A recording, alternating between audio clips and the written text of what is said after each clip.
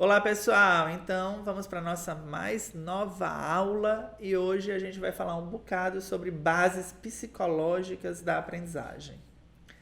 Essa aula é bem importante porque a gente vai entender o que são essas bases psicológicas da educação e principalmente quais são aí os teóricos que mais repercutem dentro dessas teorias da aprendizagem. Ah, Felipe, não estão todos os teóricos aí? Não. A gente fez um filtro, tem 3 teóricos principais que a gente vai ver nessa aula, para você conseguir ver o que mais cai em concurso, o que é mais utilizado, qual é o principal referencial, mas teremos um curso específico para isso, tá bom? Então, o que é, né? Quando falamos de bases psicológicas para a aprendizagem, estamos nos referindo aos processos psicológicos que legitimam, aprimoram ou implementam novas bases e técnicas para o processo de aprendizagem.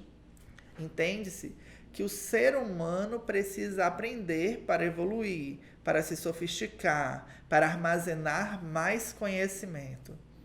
Da mesma maneira que as tecnologias se desenvolvem para facilitar a vida do homem, a tecnologia de ensino se desenvolve para fazer com que as pessoas aprendam mais. E ou talvez o principal pilar disso está em entender como o homem aprende, não é mesmo? Para isso, vários teóricos fizeram e fazem diferentes experiências. O primeiro que a gente vai ver é o Pavlov, mas a gente vai ver hoje ainda também o Piaget e Ausubel. Pavlov, baseado aí na teoria comportamentalista. Vamos lá, vamos dar uma olhada?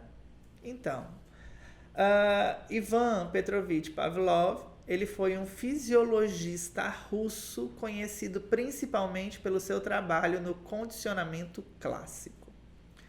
Condicionamento clássico que na aula anterior você viu através aí da caixa de Skinner, não é mesmo? Mas tá bom. Na década de 20, ao estudar a produção de saliva em cães expostos a diversos tipos de estímulos palatares, Pavlov percebeu algumas coisas. A primeira foi que, com o tempo, a salivação passava a ocorrer diante de situações. A segunda foi que estímulos que anteriormente não causavam tal comportamento, como, por exemplo, o som dos passos de seu assistente, passaram a causar. Quem aí não tem ou nunca teve um cãozinho ou conviveu com um bichinho que sempre que você chegava perto da tigela em um determinado horário, assim que você acordava, por exemplo, ele já vinha esperando comida. Ou quando você chegava em casa, ele já ia para perto da ração, porque sabia que era o horário que você dava comida para ele. Então, é natural, e o que o Pavlov encontra e mostra para a sociedade é que comportamentos não associados diretamente, eles se associam quando eles são colocados em conjunto como um padrão e que os animais conseguem perceber esses padrões, assim como os humanos. Ele vai dizer, então, que determinadas tendências de comportamento podem ser sugeridas através do estímulo recompensa, melhor trabalhado no futuro por Skinner. Curioso, realizou experimentos em situações controladas de laboratório e, com base nessas observações, teorizou e enunciou o mecanismo do condicionamento clássico. Veja que o mecanismo do condicionamento clássico é muito de como as nossas salas de aula são pautadas hoje. Se você fizer uma atividade, você ganha um ponto. Se você for para o passeio, você ganha um ponto. Se você ajudar, você ganha um ponto. Se você deixar a sala limpa, você ganha um ponto. Todos esses estímulos fazem parte. E todos esses estímulos estão dentro da nossa realidade. O que vai haver é que novos teóricos vão dizer para a gente que não se tratam apenas de estímulos, que a aprendizagem pode ser associada não apenas a valores positivos e negativos, mas a tecituras mais complexas. Daí vem o Piaget. Piaget foi um renomado psicólogo e filósofo suíço, conhecido por seu trabalho pioneiro no campo da inteligência infantil. O Piaget, já compreendendo e saindo daquela visão do século XIX de que as crianças eram jovens adultos, entendendo a criança e o ser infantil como o principal processo e momento de aprendizagem, ele vai dizer, opa, pera lá, essa criança é inteligente e tem que ser estimulado e tem que se entender a inteligência dessa criança. Piaget passa, então, grande parte da sua carreira profissional interagindo com crianças e estudando seu processo de raciocínio. Seus estudos tiveram grande impacto sobre os campos da psicologia e da pedagogia. O Piaget, ele vai trabalhar em laboratório, certo? Com o Alfred Binet, e ele vai estudar a compreensão da criança e a maneira como a criança refatora possibilidades, como a criança, ao aprender algo novo, reorganiza o seu saber. Como é que funciona o input, a possibilidade X ou Y da criança, como ela vai montando cadeias, teias de pensamentos e vendo essas possibilidades acontecerem. Em 2019, o Piaget mudou-se para a França, onde foi convidado a trabalhar no laboratório do Alfred Binet, um famoso psicólogo infantil que desenvolveu teses de inteligência padronizados para crianças. Piaget notou que crianças francesas da mesma faixa etária cometiam erros semelhantes nesses testes e concluiu que o pensamento lógico se desenvolve gradualmente. Olha que legal. O que o Piaget vai trazer para a gente é que na primeira infância e segunda infância, o desenvolvimento da criança acontece por faixas de idade. E que lá, quando eles são muito novinhos, eles trabalham com estímulo e com reforço materno, e que depois eles vão captando as vozes, eles negociam com os pais, que cada fase e faixa etária ele vai conseguindo ter e melhorando a complexibilidade e a capacidade discursiva, perceptiva desse jovem. Quem vai complementar bastante esse raciocínio, não por conhecimento direto, mas por cruzamento, é o Vygotsky. Mas até a gente ouve falar muito deles juntos, não é mesmo? Mas o que a gente tem que entender é que esse potencial incremento do Piaget fez com que a gente pensasse assim, opa, o ensino pode ser nivelado ou seriado.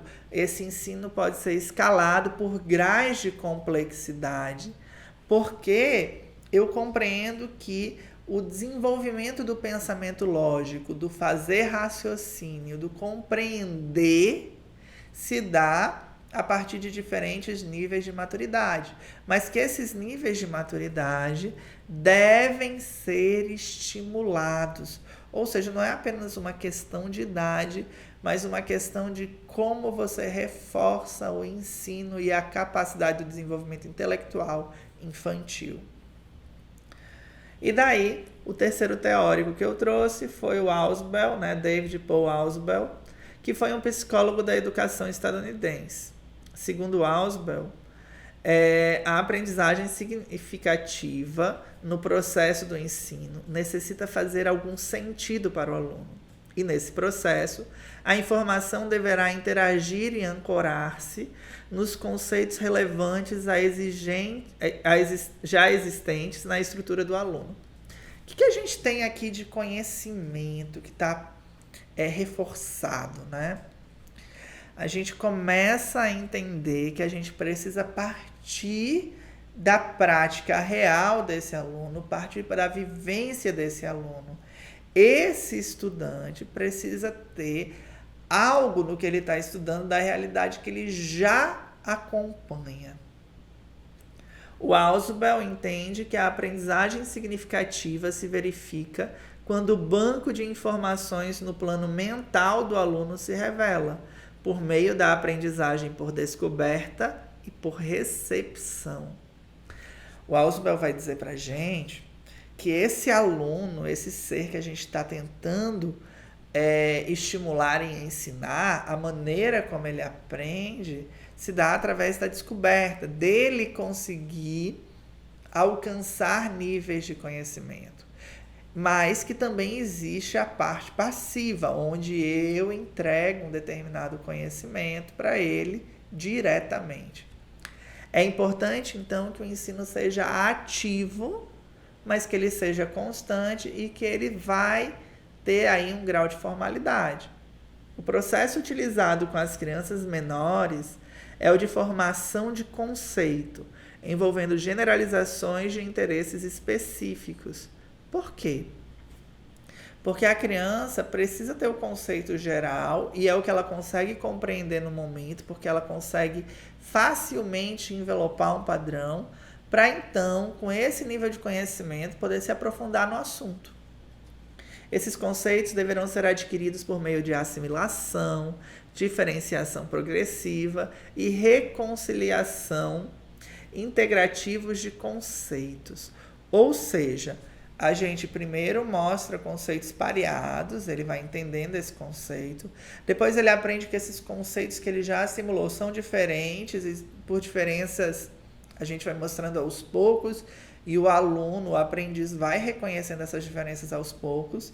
E, por fim, a gente vai integrando conceitos a partir de associações que mostram que, apesar de serem diferentes, eles existem e você vai ter que conviver com esses padrões. Bom, pessoal, essas três mentes muito legais trouxeram para a gente construções ímpares para a maneira como a gente ensina. Cada um desses autores trouxe contribuições para a educação, de modo que suas concepções são difundidas até hoje por meio das propostas pedagógicas das instituições de ensino. Eu espero que você tenha visto que há um progresso na maneira de se ver a aprendizagem. Mas, embora essas teorias dialoguem, elas são teorias formadas e bases resolvidas por si só. A diferença é que a gente vê hoje diferentes implementações por práticas didáticas, práticas de ensino, que levam em conta ambas as teorias. E é isso. Eu espero de verdade que você tenha gostado desse vídeo. Muito obrigado. Até a próxima aula.